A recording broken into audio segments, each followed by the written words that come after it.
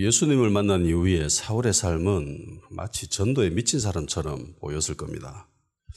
어느 곳에 머무든 간에 그는 예수님을 증거하기에 온 힘을 기울였죠. 너무나 열성적이었습니다. 너무나 강하게 예수님을 증거했습니다. 그래서 가는 곳마다 분란이 일어났죠. 너무나 강력한 그의 전도에 주변에 있는 사람들은 미칠 지경이었어요. 그래서 저거 도저히 살려놓으면 안 된다. 죽이 없애버리자 라고 하는 사람들까지 생기게 됐죠.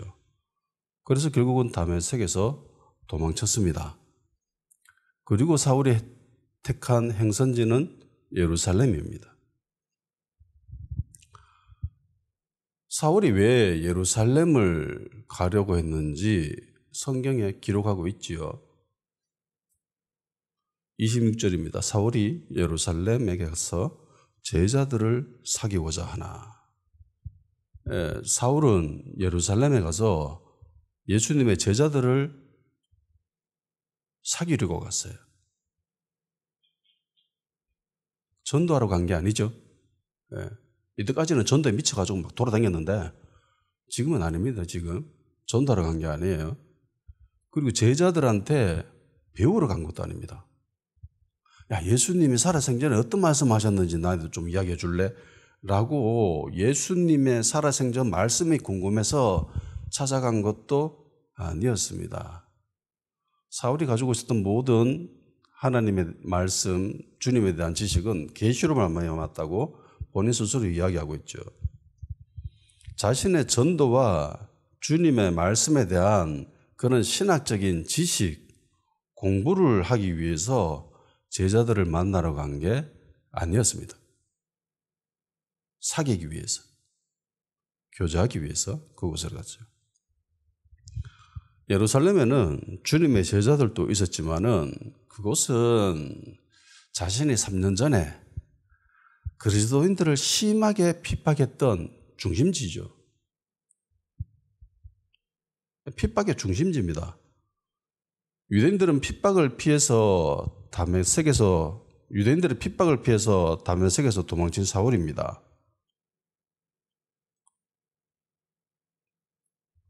다메섹에서 유대인들을 하도 핍박하니까 살기 위해서 도망쳤잖아요.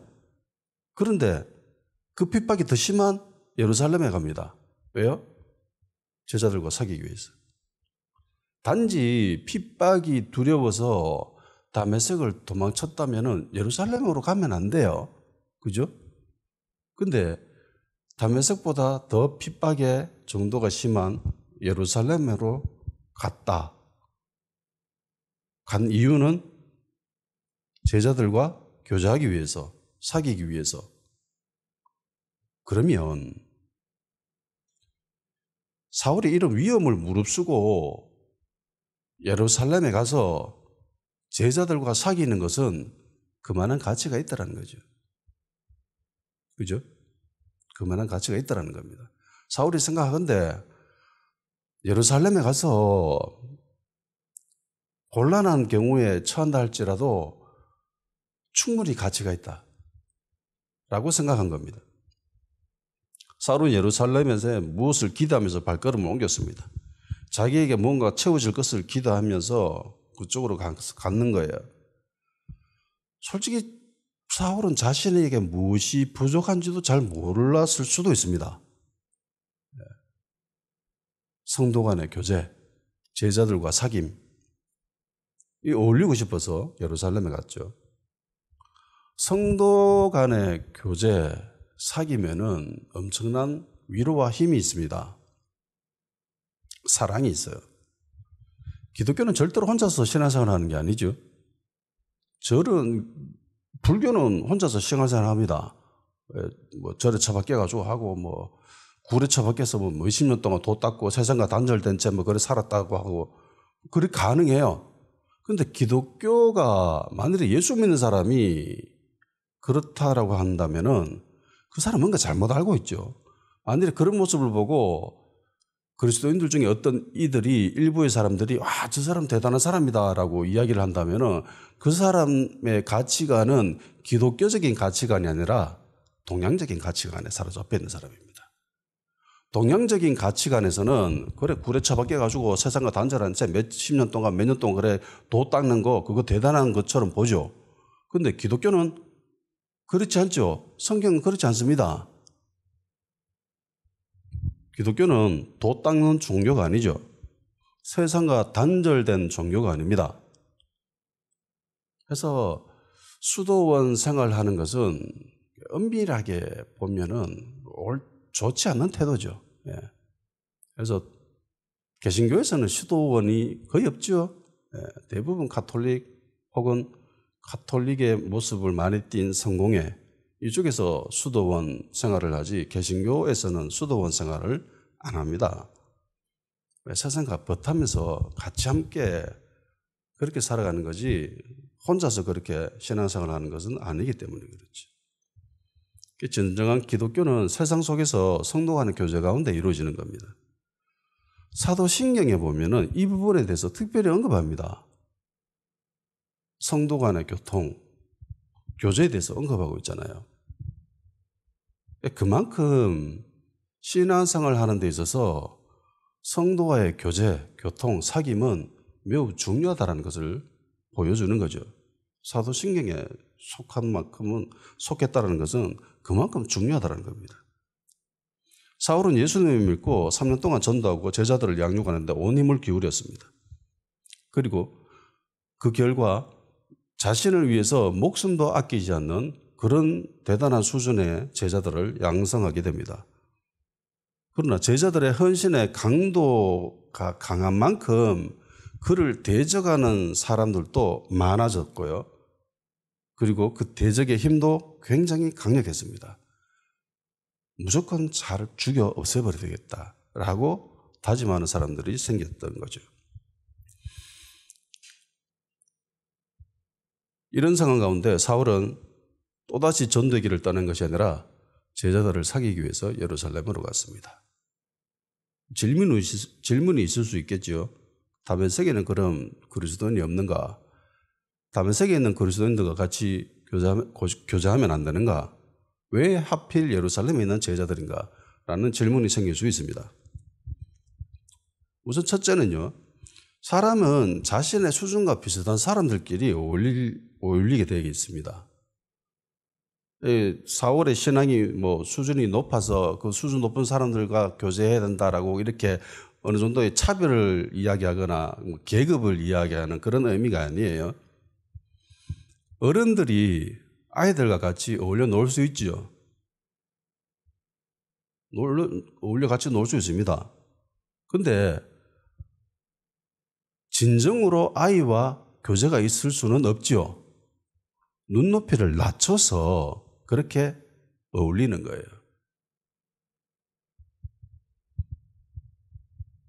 양쪽 모두 공평한 가운데 이루어지는 그런 사귐이 아닙니다. 어느 정도 어른들의 입장에서 보면 약간의 일방적인 손해 피해를 감수한 그런 사귐입니다. 지속적으로 만일에 그 어린아이들과 눈높이를 낮춰서 계속 생활해야 된다면 굉장히 힘들 거예요. 어린이집에 다니는 선생님들이 그 어린아이와 늘 눈높이를 맞춰서 어린아이 수준으로 대화하고 이야기하고 그런 생활한다면 얼마나 힘들겠어요. 집에 와서도 그렇게 한다면 이상한 거죠. 답답할 겁니다. 학생과 선생과의 관계에서도 마찬가지입니다. 제대로 된 선생이라면 학생들과 어울릴 수 있어야 되죠. 내가 어떻게 감히 자들과 어울리나 이러면서 그렇게 생각하고 있다면 그건 잘못된 모습이잖아요. 그렇지만 제대로 된 올바른 선생님이라면 아이들과 어울릴 수 있습니다. 그런데 그 선생님이 늘 아이들하고만 어울릴 수는 없죠. 그러니까 선생님과 수준을 맞춰가지고 그 선생님들과 아이들의 그 학생들의 그런 잘못된 모습이나 올바르게 애들을 이끌어 가야 되는 그런 가이드도 제시해줘야 되고 어떻게 해결책을 찾아야 될지 그런 것들도 같이 의논하면서 그렇게 교제하는 거예요. 사울의 이 신앙의 수준에서 보면은 그에 걸맞는 사람들은 제자들입니다. 그래서 그들과의 교제가 필요했던 겁니다. 또 하나의 이유, 이게 더 중요하겠죠. 당시 그리스도인으로서 사역자로서 제대로 활동하기 위해서는 예루살렘 교회의 공인이 필요했습니다. 이게 가장 중요한 이유였을 겁니다. 예루살렘 교회의 공식적인 인정 없이 지속적으로 활동하기에는 사울에게도 굉장한 부담이 있었을 겁니다. 그래서 예루살렘에 제자들을 만나러 간 거죠. 3년이란 세월로 충분히 하나님의 일을 했다. 자신의 신앙의 참됨을 충분히 보여줬다라고 생각할 수 있었을 겁니다. 3년 정도면 충분하지 않겠나?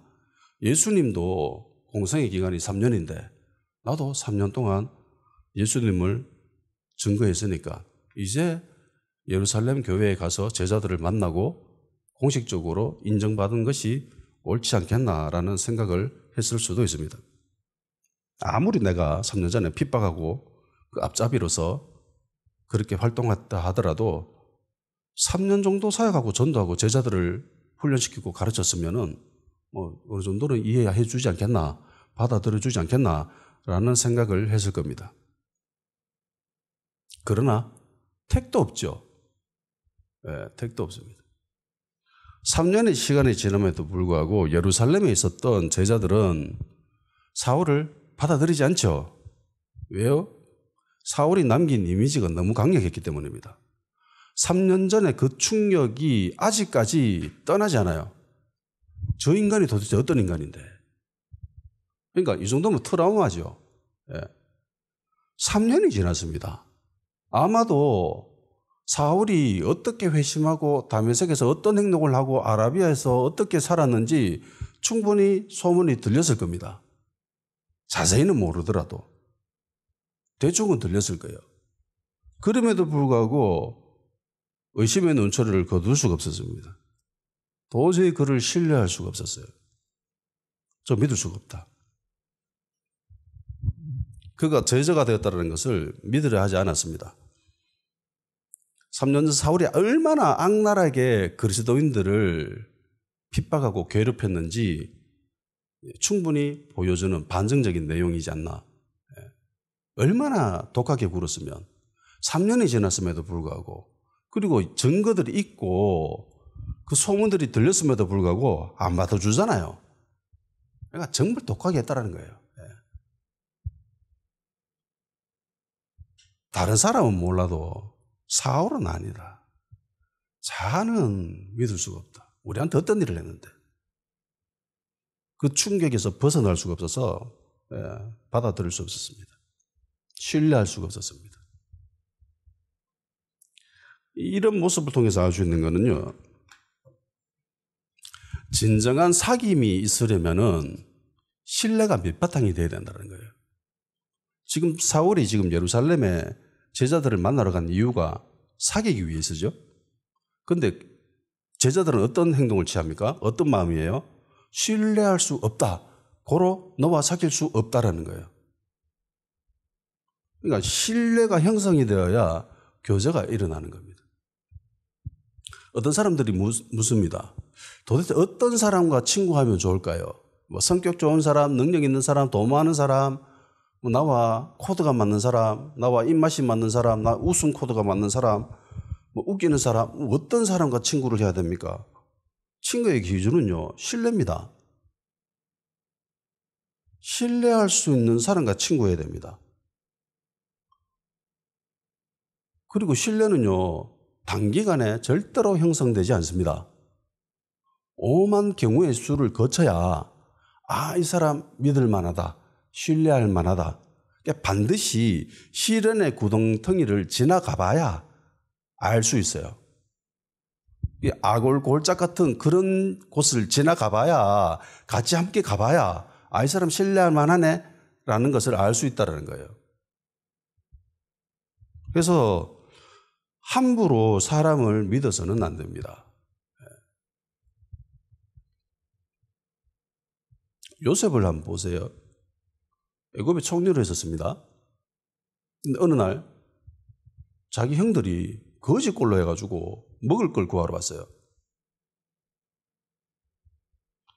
요셉의 마음이 어땠습니까? 연민이 들었죠. 사랑이 막 차고 올라가지고 감당할 수 없어가지고 울기까지 하잖아요. 너무나 반갑고 사랑스러웠습니다. 그런데 자신의 정체를 드러내지는 않았습니다. 왜요? 믿을 수가 없어서. 신뢰할 수가 없어서. 사랑은 하지만 믿진 않아요. 사랑하지만 신뢰할 수는 없었습니다. 신뢰에는요, 반드시 검증하는 시간을 거쳐야 돼요.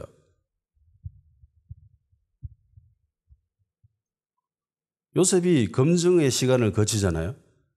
시험을 치릅니다. 그리고 그 시험을 통과하고 난 뒤에야 자신의 정체를 드러냅니다. 그리고 품어주죠. 사랑하는 것과 신뢰는 좀 달라요. 부모는 자식을 사랑하지만 자식을 믿지는 않습니다. 어느 정도 믿지만은 100% 신뢰하지는 않아요. 예전에 어떤 영화에 보니까 너 나 사랑해. 아니 사랑 안 해. 근데 너는 믿어.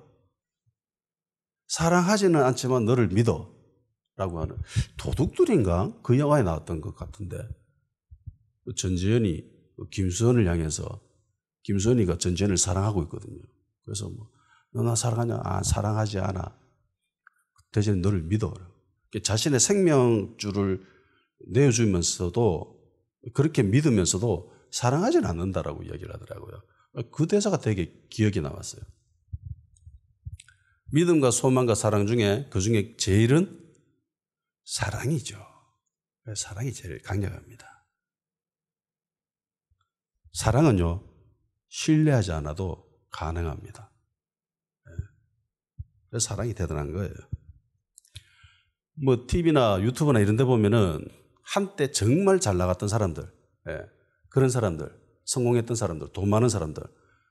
근데 지금은 형편이 굉장히 어렵게 처한 그런 사람들이 한 번씩 나옵니다. 그 사람들 하는 뭐 대부분의 말들이 뭐 비슷해요. 돈 많을 때, 잘 나갈 때 주위에 친구들이 차고 넘쳤대요. 사람들은 늘 들끓었대요. 근데 자기가 망하니까 아무도 없더래. 그때서야 누가 진정한 친구인지 구분이 되더랍니다. 그전에는 정말 친하게 지냈던 사람, 친구가 내가 어려움에 처하니까 다 떠나고 외면하고 모른 척 하는데 나 잘 알지도 못하는 사람인데 내가 어려움에 처하니까 진심으로 나를 도와주고 아끼고 위해주는 그런 것들을 경험하면서 어떤 사람을 믿어야 되는지 배우게 되었다라고 이야기하는 사람들의 모습을 보게 됩니다. 검증이 되어야 되고 그러려면은 시간이 걸립니다. 번외로 예수 믿는 사람들은요, 사람을 신뢰하는 게 아닙니다. 세상 사람들을 이야기하는 게 아니라 성도들 간의 이야기예요. 성도라 할지라도 그 사람 늘 불안하고 불안전합니다. 단지 우리 안에 내주하고 계시는 예수님을 믿기 때문에 교제가 가능한 거예요. 예수님의 보혈로 가능한 거고 우리 안에 역사하시는 성령님으로 말미암아 우리는 신뢰할 수가 있습니다. 아멘. 그래서 세상 사람들과 진정한 그리스도인들과는 구분이 필요합니다. 유대인들을 보면은요, 사람을 잘 안 믿습니다. 잘 신뢰 안 해요. 오랜 시간 동안 옆에서 지켜보면서 그 사람이 어떤지 검증을 해요. 그리고 난 뒤에 믿을 만하다라고 하면 그때서야 본격적으로 교제를 하고 사귀기 시작하는데 그 수준이 굉장히 높다고 합니다. 사울을 아무도 믿으려고 하지 않았습니다. 3년 동안 그렇게 하나님의 일을 전념을 다해서 했는데도 불구하고 아무도 안 믿었어요. 연기한다고 생각했습니다. 3년 동안 연기할 수 있다. 왜? 야는 그만큼 독종이니까. 그때 우리한테 있는 거 보면은 이 정도는 충분히 할 수 있다.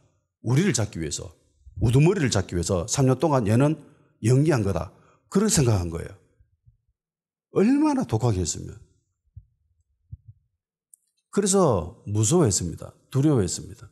저래가 우리를 잡으려고 하는 거 아이가. 불신이 가득 뒤엎고 있었던 그때에 한 인물이 등장하죠. 바나바입니다. 그리고 불신의 모든 끈들을 끊어버려요. 바나바가 보증을 해주죠. 내가 보증해준다. 이전에도 알다시피 바나바는 고니의 아들이라는 별명을 얻을 정도로 교회 안에서 지위가 있었던 사람입니다. 그래서 바울이 회심한 것 그리고 참 그리스도인인 것을 자신이 직접 보증하면서 어떻게 주님을 만났는지 그리고 만난 뒤에 이 사람이 어떻게 변화되었고 어떤 일을 했는지에 대해서 아주 세밀하게 이야기를 해줍니다.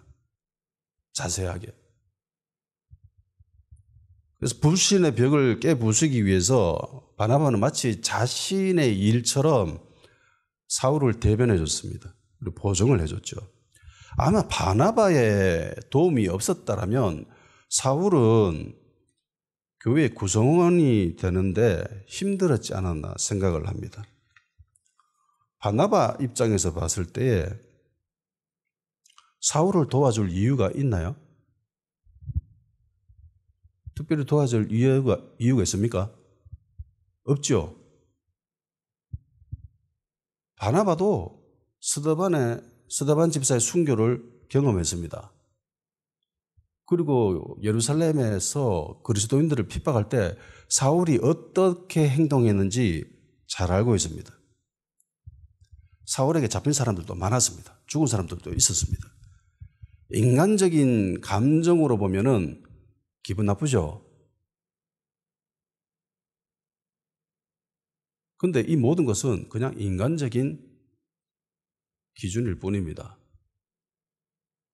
초대교회 성도들에게서는요, 자신의 감정보다, 자신의 기분보다 예수님이 더 먼저였습니다.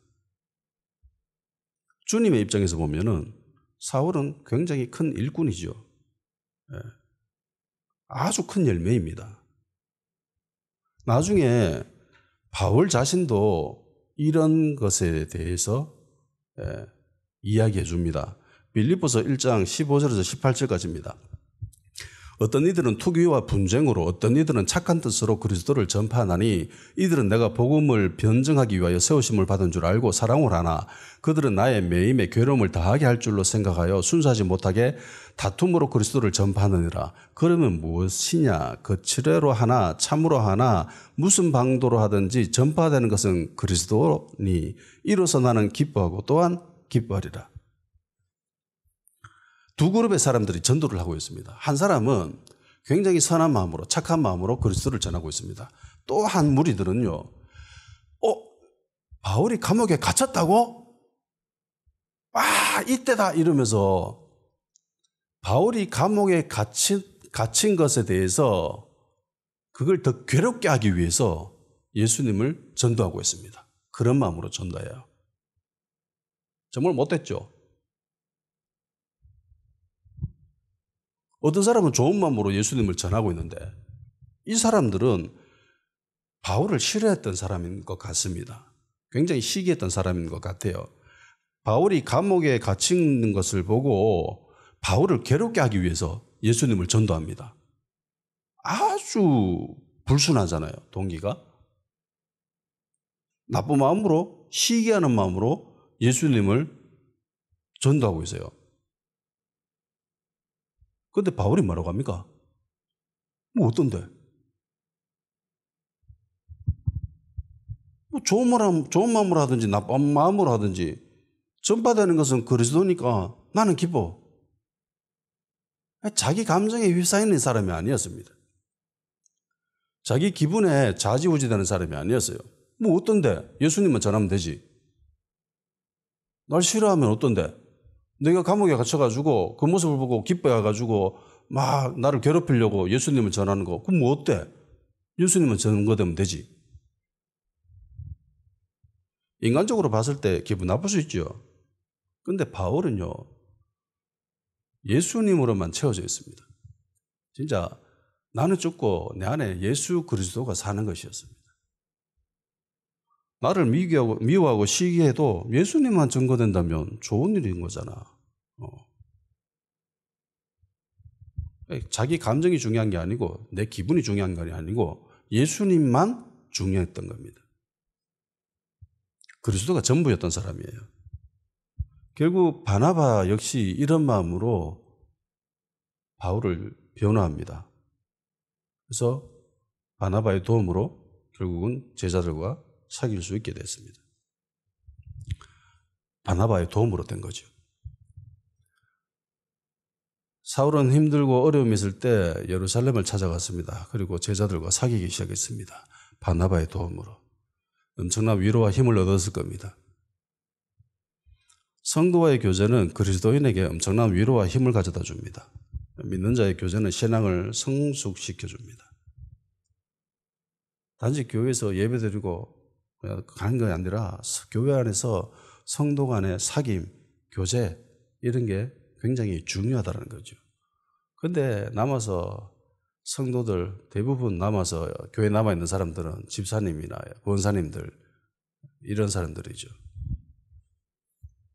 이야기 들어보면 대부분 다 수다입니다. 세상 이야기를 하고 있습니다.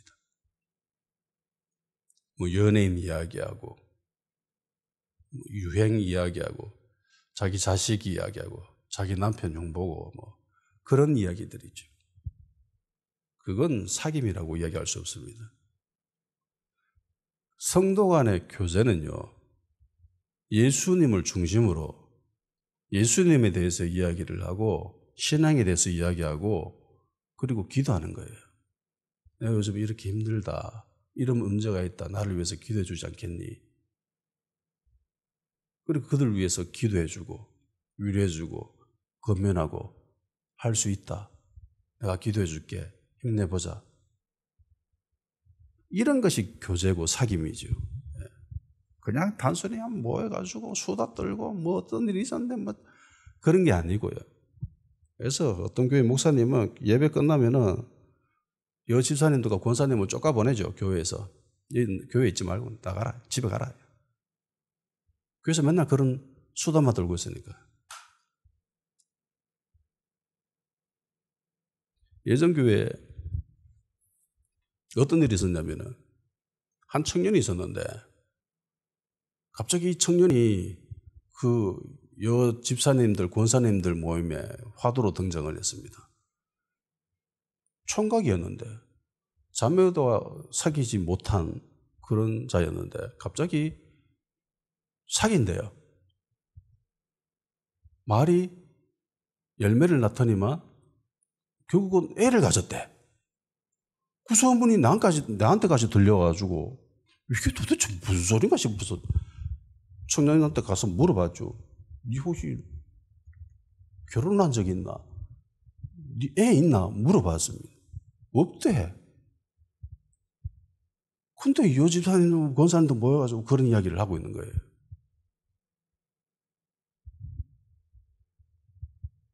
그건 사귐이 아니죠.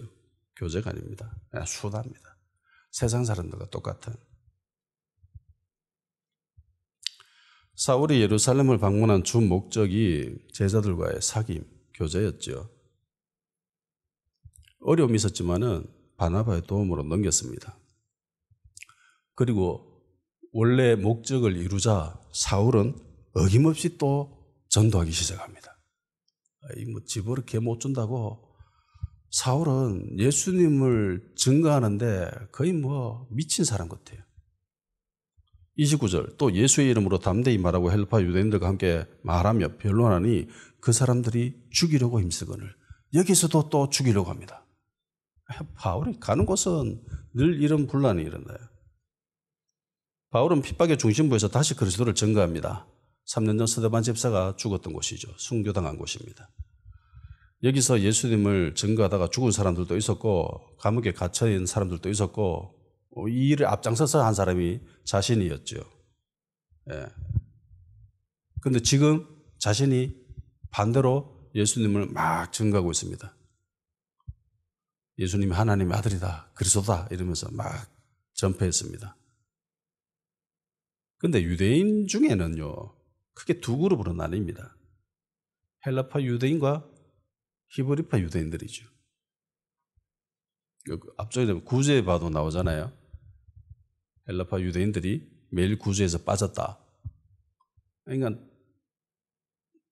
대화가 잘 안 될 수 있을 수 있습니다. 말이 좀 어눌했을 수 있습니다. 헬라파 사람들은 헬라 문화에 익숙한 사람들입니다. 헬라어를 쓰는 사람들이고 헬라파 유대인들과 변론이 일어나죠. 다툼이 일어납니다. 그리고 헬라파 유대인들이 사울을 죽이려고 합니다.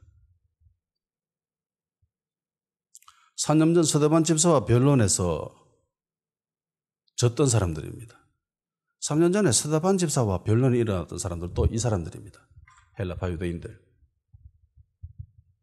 그러니까 헬라파 유대인들은 논쟁하는 것을 좋아하죠. 변론하는 것을 좋아합니다. 3년 전에는 스데반 집사를 죽였는데 이제는 사울을 죽이려고 합니다. 왜 죽이려고 하죠? 논쟁에서 이겼어요? 아니면 졌어요? 논쟁에서 이겼으면은 죽이려고 하지 않죠. 이겼으니까. 말다툼에서 지니까 화가 나는 거예요. 열받는 거예요. 그래서 없애려고 한 거죠. 말로는 도저히 감당 안 되니까 못 이긴다고 싶으니까 죽이려고 했습니다. 그러니까 사울을 죽이려고 했던 것을 하려고 하는 모습을 보면은 헬라파 유대인들이 변론에서 졌다라는 것을 알 수 있죠. 히브리파 유대인들은 논쟁을 안 합니다. 그럼 이 히브리파 유대인들은 어떤 것들을 요구할까요? 히브리파 유대인들은 표적을 구하죠. 고린도전서 1장 22절에서 24절입니다. 유대인은 표적을 구하고 헬라인은 지혜를 찾으나 우리는 십자가에 못 박힌 그리스도를 전하니 유대인에게는 꺼리끼는 것이요 이방인에게는 미련한 것이로되 오직 부르심을 받은 자들에게는 유대인이나 헬라인이나 그리스도는 하나님의 능력이요 하나님의 지혜니라. 유대인들은 늘 히브리파 유대인들은 늘 표적을 구합니다. 예수님한테도 표적을 구하죠. 표적 보여봐라. 모세가 우리한테 그 많은 표적을 보인다. 네가 모세보다 크냐? 표적 보여봐라. 예수님은 요나의 표적밖에 없다. 그런데 헬라파 유대인들은 늘 논쟁을 합니다. 지혜를 구한다고 했잖아요. 그러니까 철학을 이야기하는 거예요. 그러니까 맨날 그 아고라 광장에 모여가지고 철학적인 이야기를 합니다. 세상의 이치, 세상이 어떻게 돌아가는지 단순히 수다가 아니에요. 철학적인 이야기입니다.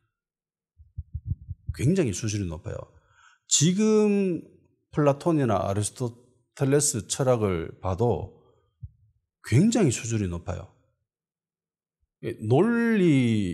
논리에서는 거의 아리스토텔레스에서 거의 발전이 없다고 생각해도 무방합니다.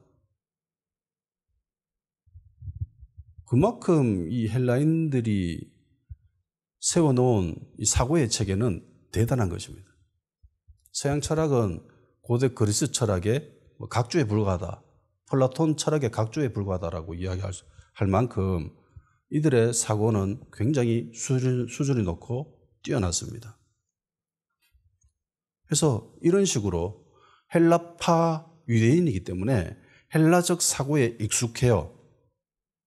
그래서 논쟁하고 철학적인 것을 토론하고 거기에 집중되어 있던 사람들입니다. 그래서 붙어봤는데 안 되는 거죠. 그래서 죽이려고 했습니다. 이래서 알 수 있는 거는요, 논쟁에서 이겼다고 그 사람들이 복음을 받아들이지 않습니다. 변증적인 방법으로 복음을 한번 전해봤습니다. 몇 번 해봤어요.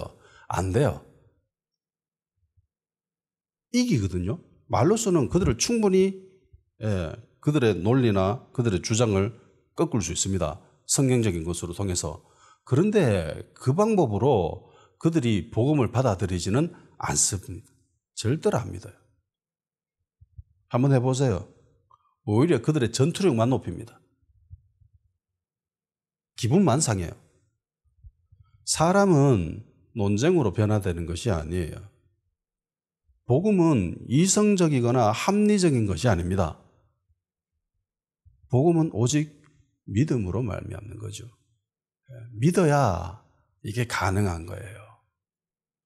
이해되어져서 예수님을 받아들인다면 그 사람이 받아들이는 복음은 뭔가가 잘못된 겁니다. 어떻게 보면 복음은 굉장히 비이성적입니다. 비합리적이에요. 그렇기 때문에 믿음이 필요한 거예요. 똑똑한 사람들이 빠지기 쉬운 함정이 바로 여기에 있습니다. 자신의 머리로, 자신의 생각으로, 자신의 사고의 체계로 그들을 충분히 설득할 수 있다고 생각하는 거예요. 그래서 오만 세상적인 이런 자기가 가지고 있는 모든 지식을 동원해서 예수님을 변증합니다. 복음을 이야기합니다. 그런다고 그 사람들이 복음을 받아들여요? 안 받아들입니다. 그 사람들이 논쟁에서 진다고 할지라도, 그래 네 말이 맞다 라고 인정한다 할지라도 그들이 믿지는 않습니다. 그래 네 말이 맞다. 그렇지만 나 안 믿을래. 그게 끝이에요. 논쟁으로 이 사람들이 변합니까? 안 변해요. 스데반 집사와 논쟁하였던 헬라파 유대인들이 변합니까? 복음을 받아들여요? 안 변하죠. 살고 논쟁하지요? 이들도 안 변합니다.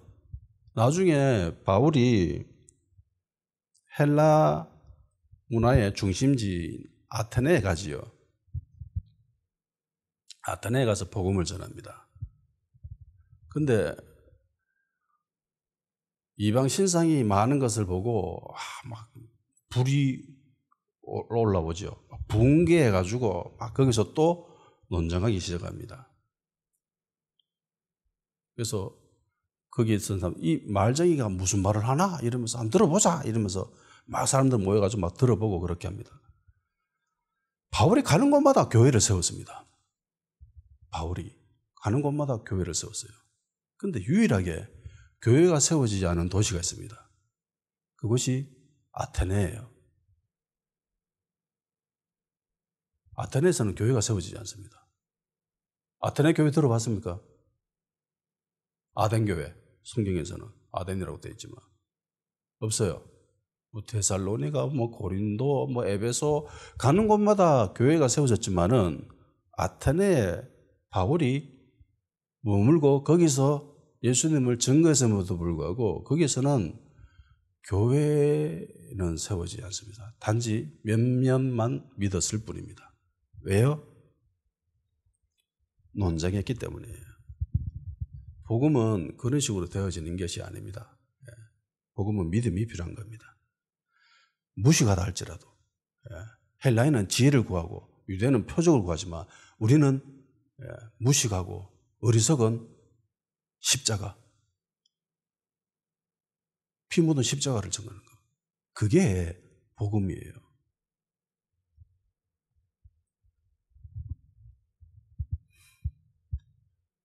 논쟁에 지신 헬라파 유대인들이 사울을 잡아 죽이려고 했습니다. 없애야 된다. 스데반처럼 없애야 된다. 이 소식을 교회가 알게 됩니다.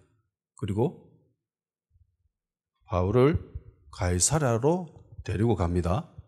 그리고 다시 다소로 보내버리죠. 도망친 거죠. 그리고 31절에 그래야 온 유대와 갈릴리와 사마리아 교회가 평안하여 든든히 서가고 주를 경외함과 성령의 위로로 진행하여 수가 더 많아지니라. 그리하여라고 한 이 단어는 잘못 번역된 겁니다. 이거 잘못 생각하면 위에 이런 일이 있었기 때문에 교회가 부흥했다라고 생각할 수 있는데 이거는 뭐 별 상관없는 그런 그런 단어예요. 그래서 이런 일들로 통해서 말미암아 뭐 이런 의미는 아니에요. 어쨌든 교회가 성장합니다. 부흥합니다. 어떻게 해요? 성령으로 말미암아.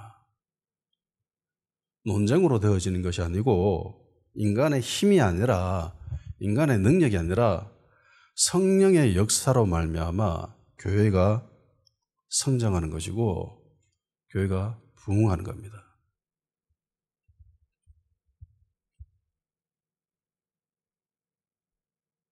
교회의 주인은 예수님이잖아요. 주님이 역사해야 교회가 삽니다. 기도하는 시간 가지도록 합시다. 힘들고 어려울 때 성도들 간의 교제로 통해서 위로를 얻게 하시고 힘을 얻을 수 있게 하여 주시옵소서. 진정한 교제가 일어날 수 있도록 믿음의 동지가 내 주변에 세워질 수 있게 하여 주시옵소서. 오직 성령의 은혜로 그분의 역사심으로 말미암아 교회가 성장할 수 있도록